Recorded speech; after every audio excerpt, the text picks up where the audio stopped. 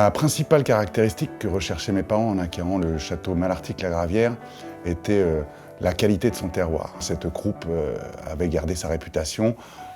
D'ailleurs, le château avait été classé en rouge comme en blanc en 1953. La première étape que mes parents ont mis en place a été d'arrêter tout insecticide, tout herbicide, le but étant de réexprimer à nouveau ce terroir dans sa plénitude, comme elle avait pu le faire dans la première moitié du XXe siècle.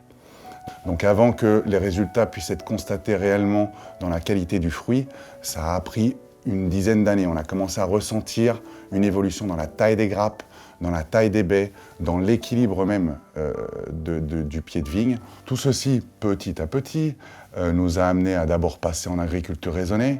Nous sommes ensuite allés en haute valeur environnementale, ce qui intègre non seulement, si je puis dire, le respect du terroir et les pratiques culturelles traditionnelles, mais aussi un impact environnemental plus global de la propriété.